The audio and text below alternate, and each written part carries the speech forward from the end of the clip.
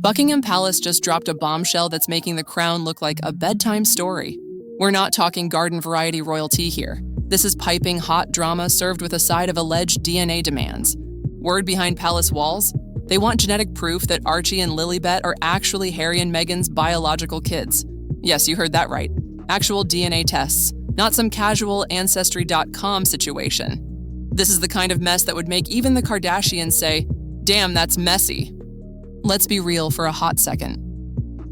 Royal insiders allegedly whispered that Meghan might have straight up faked her pregnancy with Archie. Like full performance art with a fake bump and everything.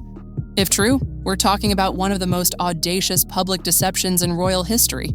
And that's saying something for a family that survived more scandals than a Real Housewives franchise. This didn't materialize overnight like some Twitter conspiracy theory gone viral. For years, eagle-eyed royal watchers have been side-eyeing everything about Meghan's first pregnancy. The bump that seemed to change shape faster than a shapeshifter. The stiletto heels during third trimester, which, let's be honest, would have most pregnant women calling that woman absolutely unhinged. The squatting poses that had actual mothers going, "Girl, what?" People tried to stay quiet back then. Don't be rude, don't body shame, give her privacy. But the whispers never died. They just went underground and multiplied like a group chat that got too real.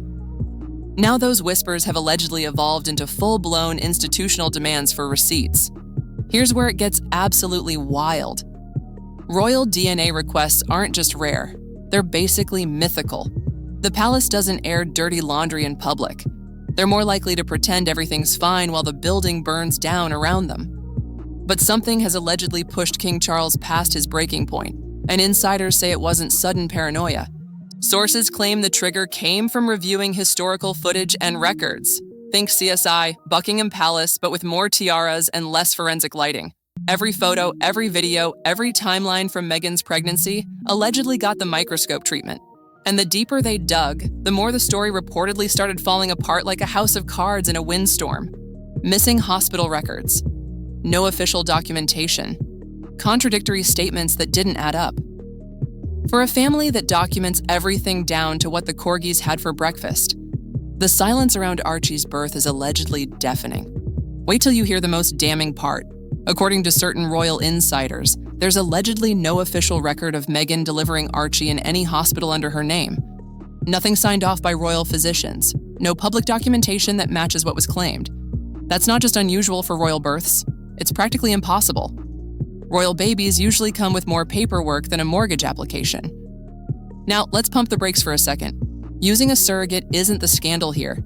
Tons of women choose that route for legitimate medical, personal, or emotional reasons. The alleged issue isn't the method, it's the cover-up. If Meghan and Harry had been upfront about using a surrogate, the conversation would have been completely different. People would have respected their honesty and moved on. But if they allegedly built an entire public narrative around a pregnancy that never happened, that's not just misleading. That's manipulation on a scale that would make influencer scandals look like child's play. We're talking about a global audience that bought into their story, supported them, and celebrated what they thought was their journey to parenthood. This cuts deeper than celebrity drama because we're dealing with the monarchy, an institution that literally thrives on bloodlines, legacy, and tradition. When questions arise about the legitimacy of that bloodline, it doesn't just shake the family tree, it threatens the entire foundation the system is built on. King Charles, now firmly planted on the throne, has allegedly been quietly reshaping the monarchy behind closed doors. Word is, he's focused on trimming the fat, tightening protocols, and protecting the crown from further embarrassment. The last thing he needs during his reign is more chaos linked to his youngest son, especially chaos that could undermine the very concept of royal succession. But when discussions about future roles and succession came up, so did some uncomfortable questions. If Archie and Lilibet are supposed to be part of that future, the palace allegedly wants to be absolutely certain they have the right to be there. That's when things reportedly took a sharp left turn into investigation territory. The palace allegedly went full detective mode on Meghan's pregnancy journey. Hospital reports, public timelines, photo evidence, everything got scrutinized. What they found, or rather didn't find, is allegedly what's lighting this fire now. Missing hospital documents, no physician records, and most damning of all, Reports suggest confidential documents obtained by royal advisors indicate Meghan might never have physically carried Archie at all. Instead of finding confirmation of her delivery, insiders claim the palace found nothing. No hospital name, no signed documents from royal medical staff, not even traces of standard maternity procedures. For a family that documents everything down to the last flower arrangement, this absence isn't just unusual. It's allegedly being interpreted as evidence of a possible cover-up. The public isn't holding back anymore either. Old clips have resurfaced online faster than you can say viral moment. Videos of Meghan's baby bump looking completely different within days.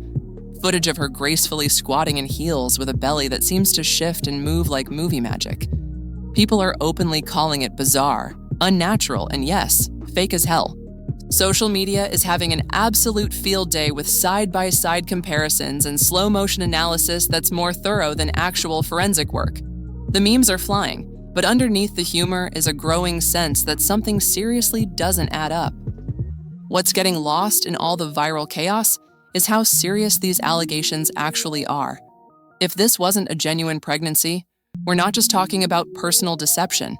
We're talking about allegedly rebranding a royal birth into a carefully crafted public narrative, a story of triumph, diversity, and breaking traditions, all potentially built on what might have been an elaborate performance.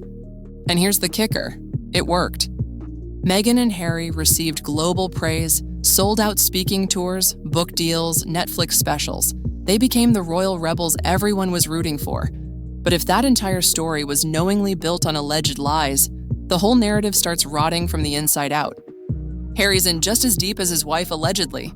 He's been the loudest defender of their story, cutting family ties, blasting the media, and painting himself as a protective husband under siege. But if he knew the truth and went along with it anyway, the damage to his reputation might be beyond repair. We're talking career-ending, legacy-destroying consequences. This isn't just tabloid fodder anymore. It's allegedly become a test of royal integrity, personal loyalty, and whether the palace will finally drag the truth into the light, no matter how messy the consequences get. The pressure is reportedly closing in from every direction. The palace, once known for maintaining dignified silence through scandals, has allegedly dropped the diplomatic gloves. Royal insiders, former staff members, and commentators who used to tiptoe around Harry and Meghan are now openly demanding answers. The message couldn't be clearer. If the children are going to be part of the royal future, the truth needs to be officially on record. No more speculation, no more carefully curated interviews, and definitely no more selective storytelling that sounds good, but allegedly doesn't match reality. One senior aide reportedly summed up the palace's position bluntly. They've had years to set the record straight. If they won't do it now, the institution will. That's what's allegedly at stake here. Not just family relationships, but the integrity of the monarchy itself.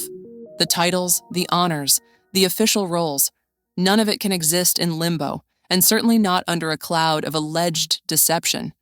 For an institution that has survived wars, abdications, and divorces, this moment might be one of its most defining.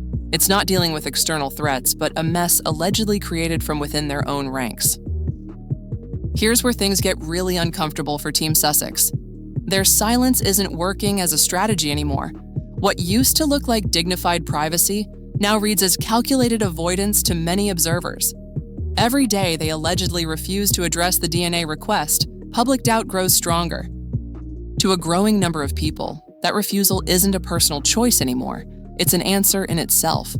And if they do comply with testing, the results, whatever they reveal, will carry enormous consequences that could reshape the entire royal landscape. If DNA confirms Harry as the biological father, it won't necessarily erase the alleged deception, but it could take some heat off the children. It might restore a sliver of legitimacy in the palace's eyes and give the family something solid to build on moving forward.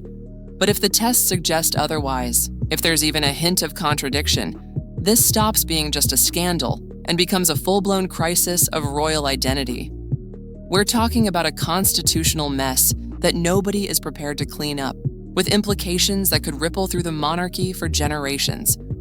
Behind palace doors, the fallout is allegedly already happening. Prince William is said to be absolutely livid about the damage being done to the family's image and legacy.